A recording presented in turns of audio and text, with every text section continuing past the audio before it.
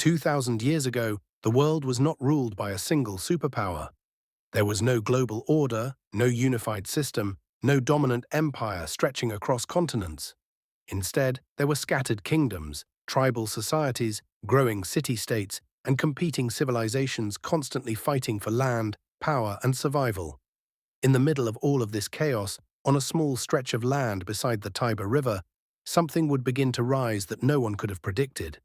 A civilization that started as a fragile settlement would eventually become the most powerful force the ancient world had ever seen. But Rome did not begin as an empire. It began as an idea that power could be organized, discipline could be enforced, and ordinary people could be transformed into something far more dangerous than kings or warriors. A machine of conquest. At first, there was nothing remarkable about the land. A few hills, a river, and scattered communities trying to survive in a harsh and violent world. According to legend, Rome's beginning is tied to two abandoned twins, raised by a wolf, who would eventually shape the destiny of an entire civilization. Whether myth or memory, the story of Romulus and Remus became the symbolic foundation of a city that would define power for centuries. Romulus would go on to establish a settlement on one of Rome's 7 hills, and from that moment forward, history would never be the same. In its earliest days, Rome was ruled by kings, not emperors, not senators, kings. And like many early monarchies, power was unstable, often brutal, and constantly contested. These early Roman kings built the first foundations of society: temples, walls, early laws, and religious traditions that would shape Roman identity for generations. But over time, resentment grew. The people of Rome did not want to be ruled by a single man whose authority could not be challenged. They wanted something different, something new, something that had never truly existed at this scale before. And so, around 509 BCE, Rome made a decision that would define its entire future. The monarchy was overthrown, the last king was expelled, and in its place a new system emerged, the Roman Republic. This was not democracy in the modern sense, it was not equality, it was not freedom for all, but it was revolutionary for its time. Power would no longer belong to one ruler. Instead, it would be divided among elected officials, powerful aristocrats, and governing bodies known as the Senate. The Senate would become the heart of Roman political life, a place where ambition, strategy, and influence would collide in constant struggle.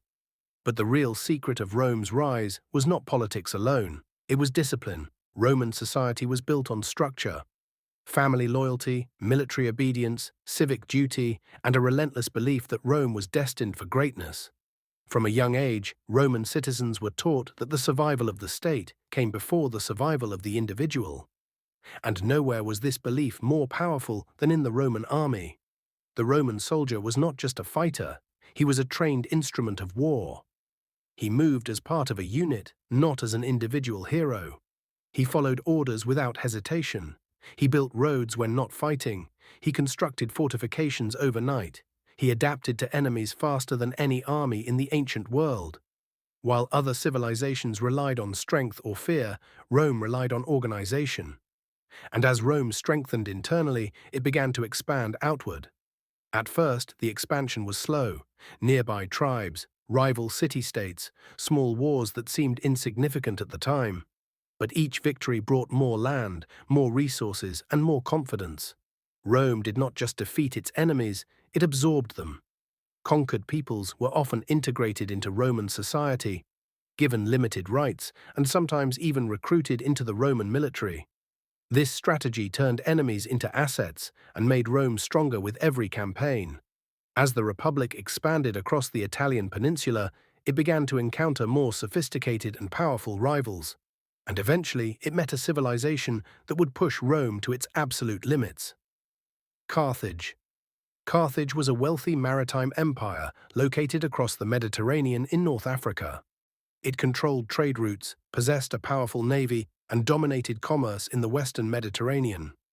If Rome represented discipline and land power, Carthage represented wealth and naval supremacy. A collision between these two powers was inevitable. What followed would become one of the most brutal and defining conflicts in ancient history. The Punic Wars. The first war was fought primarily at sea, something Rome was not naturally skilled at. But instead of backing down, Rome adapted. They studied captured ships. They learned naval warfare through trial and error. They built entire fleets from scratch. And slowly, painfully, they began to match Carthage at its own game. But it was the Second Punic War that would etch itself into legend. A Carthaginian general named Hannibal Barca launched one of the most daring military campaigns in history.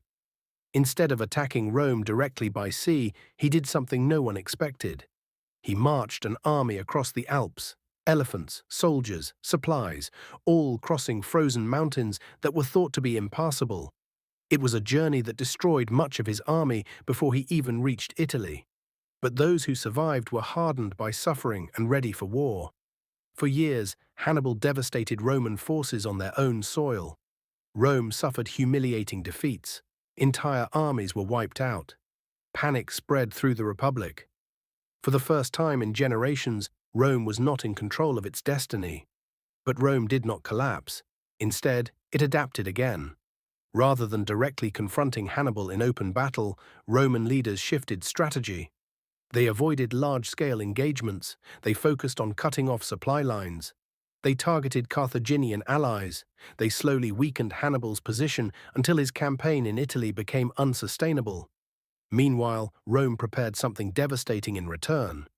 A young Roman general named Scipio emerged with a bold plan. Instead of defending Italy, he would attack Carthage itself. And it worked. In North Africa, Roman forces defeated Carthage in its own territory. Hannibal was forced to return home for a final defense, where he ultimately suffered defeat. Carthage was crushed, its power broken, its influence destroyed. Rome had not just survived its greatest enemy, it had eliminated it. From that moment on, Rome was no longer just a rising power. It was the dominant force of the Western world. But victory created a new problem: wealth. As Rome expanded, enormous amounts of gold, land, and slaves poured into the Republic. At first, this seemed like a blessing, but over time it began to destabilize Roman society. Wealth concentrated in the hands of a few elite families. Small farmers were pushed off their land. Political corruption increased. The Senate became a battlefield of ambition rather than governance. Rome was becoming too powerful for its own structure to handle. And in times of instability, ambitious men rise. One of the most famous was a military commander whose name would become legendary, Julius Caesar. Caesar was not born into ultimate power, but he understood how to acquire it. He built his reputation through military conquest, especially during his campaigns in Gaul, where he expanded Roman territory through brutal and strategic warfare. His victories made him beloved by the common people and feared by the Senate elite. But Caesar's true power was not just military, it was political perception. He understood how to shape his image, how to gain loyalty from his troops, and how to position himself as the inevitable future of Rome. Tension between Caesar and the Senate reached a breaking point. The Senate demanded that he disband his army and return to Rome as a private citizen. But Caesar knew that doing so would mean losing everything he had built. And so, he made a decision that would permanently alter the course of history. He crossed the Rubicon River with his army. It was not just a military movement, it was a declaration of war against the Roman Republic itself. Civil war erupted. Rome, once united in conquest, now turned its strength inward. Roman legions fought Roman legions. Political alliances shattered. Chaos spread across the Republic as Caesar advanced toward ultimate control. In the end, Caesar emerged victorious. He was declared dictator for life. For a brief moment, it seemed like Rome had finally found its single ruler once again. But power in Rome was always dangerous.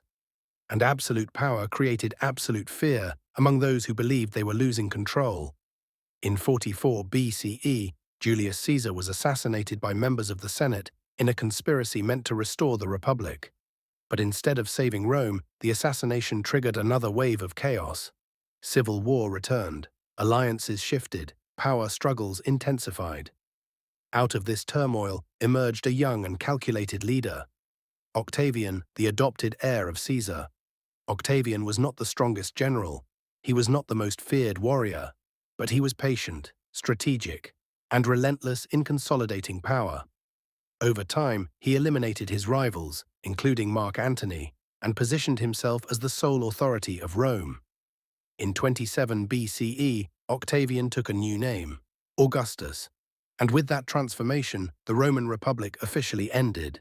The Roman Empire had begun, but the rise of Rome was not simply the rise of one man or one moment. It was the result of centuries of transformation, from a small settlement on a riverbank to a republic built on discipline, to an empire forged through war, ambition, and adaptation. Rome had become something the ancient world had never seen before. It was not just a city anymore. It was a system, a machine, a force that could expand, absorb, and dominate entire civilizations. Rome's rise was not inevitable. It was earned through constant struggle, internal conflict, and relentless reinvention. Every victory created new problems, every defeat created new strategies, and every crisis forced Rome to evolve or collapse. That is what made Rome different. It did not remain powerful because it avoided failure. It remained powerful because it learned from it faster than anyone else. And as Augustus stood at the center of this newly formed empire, controlling territories stretching across continents, commanding legions that enforced Roman order, and overseeing a civilization that seemed unstoppable, one truth quietly defined the future. Rome had reached greatness. But greatness always comes with a cost, because the same strength that built the empire would one day be the force that tested its limits. And in history, no rise lasts forever. But for a moment in time, Rome was not just rising, it was ruling the world.